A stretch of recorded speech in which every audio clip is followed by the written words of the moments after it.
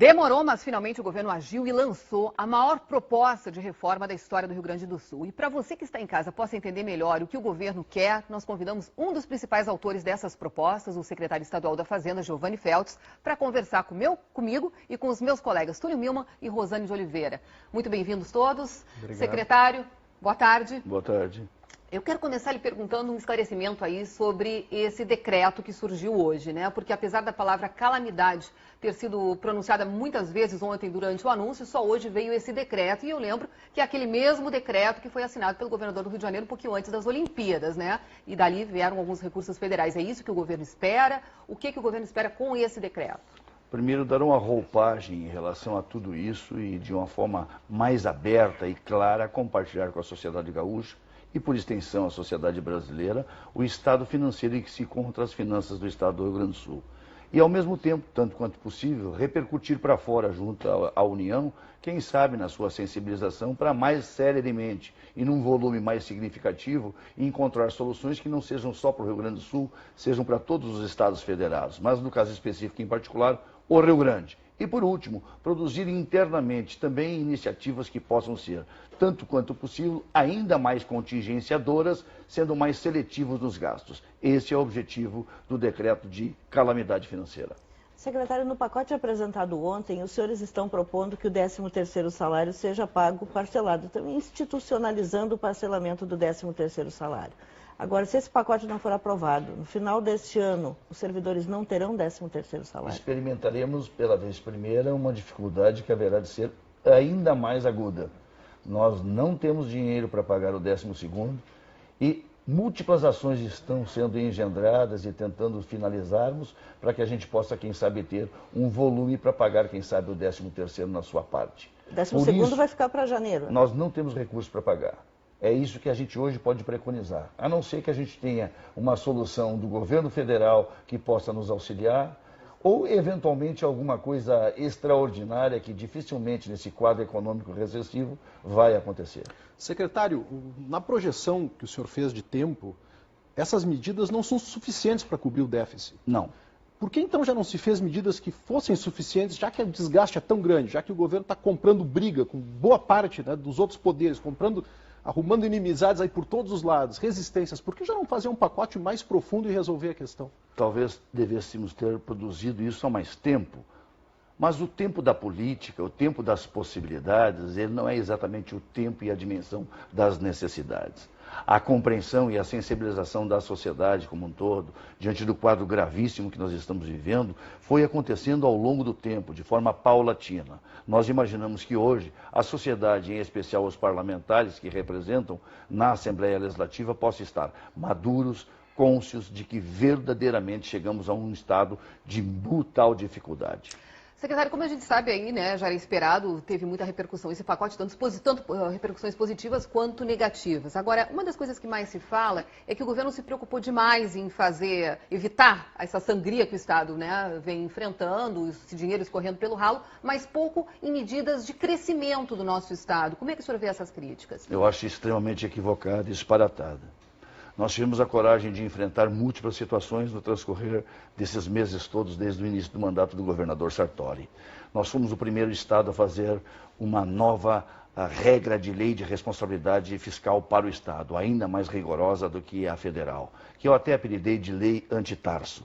Por outro lado, nós também fizemos a previdência complementar. Além disso, nós fizemos 8 estágios de ajuste fiscal gaúcho com medidas mais ou menos impactantes que produziram seus efeitos, aliado aos decretos do governador de contingenciamento que produziram seus efeitos, mas o somatório ainda se mostrou largamente insuficiente para enfrentar esta realidade. Finaliza essa parte, Cristina, garantindo o seguinte: os ventos da gastança além da conta, especialmente nos últimos anos, que tomaram conta não só do estado do Rio Grande do Sul, mas do Brasil como inteiro, agora fizeram com que chegasse para nós todos, os brasileiros, mas em especial o Rio Grande do Sul, esta conta. E ela é pesada, vai ter que ser compartilhada por todos. Secretário, fica um pouco da impressão de que os servidores vão acabar pagando a conta mais uma vez. Tem aí 1000 e poucas demissões, tem fechamento de empresas, tem mexido na Previdência, vão ter que desembolsar mais.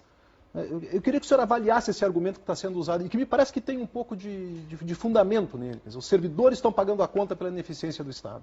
Aumentar a carga tributária, como esse governo ousou fazer, como nunca havia feito, atinge indiretamente os servidores, mas atinge a sociedade e os produtores desse Estado, os seus empreendedores.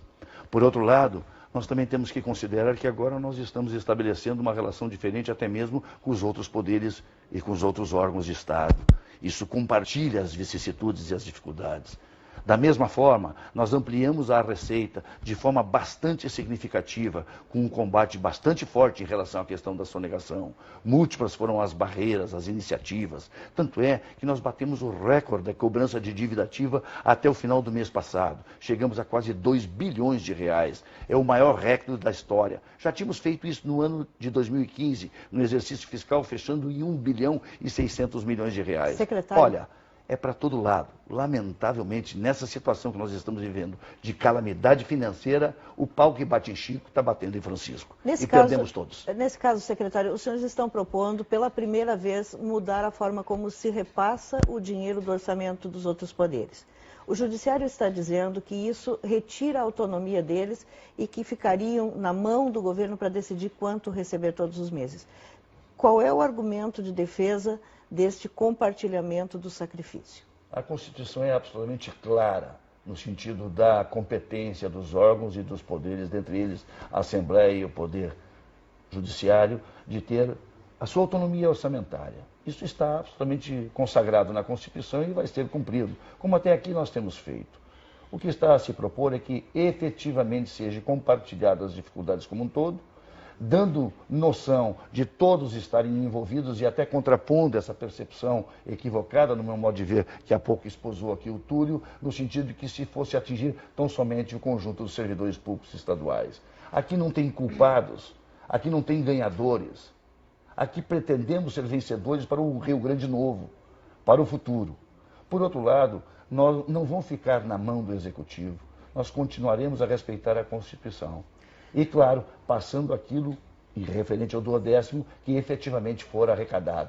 Não aquilo que foi orçado. Nós muitas vezes inventamos receitas fictícias para cumprir o custeio que, sabidamente, cada vez mais é mais elevado do que a receita do Estado do Rio Grande do Sul. Secretário, para encerrar, já que o senhor falou em Constituição, o senhor reconhece que algumas propostas podem ser consideradas inconstitucionais, como essa questão, por exemplo, do 13º ser pago depois e como a retirada do plebiscito aí para as privatizações? Isso tudo pode acontecer, Cristina. É do jogo democrático e é assim que nós estamos a nos portar. Assim como a Assembleia pode ter uma visão tanto quanto diferente e eventualmente não aprovar esse conjunto de medidas que se somam a tantas outras que nós já apresentamos. Agora, a sociedade é que vai ter que responder através das decisões da Assembleia Legislativa. E todos nós vamos pagar o pato por isto.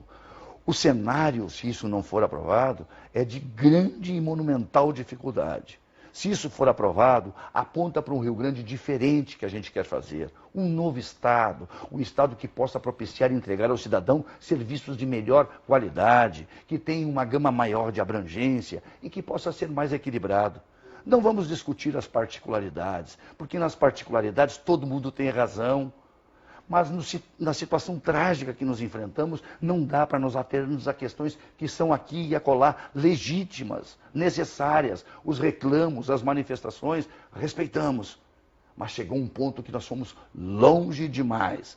E indo longe demais, acaba custando mais caro. O estágio de septicemia que está o Tesouro do Estado do Rio Grande do Sul não pode ser confortado ou minorado. Ele tem que ser combatido. E para combater, não se trata isso com um simples analgésico. Ok, secretário, muito obrigada por ter vindo ao Jornal do Almoço, muito obrigada também aos meus colegas. Nós vamos estar acompanhando aí a chegada desse pacote hoje à tarde na Assembleia Legislativa e toda a cobertura você acompanha no RBS Notícias. Uma ótima tarde, até amanhã.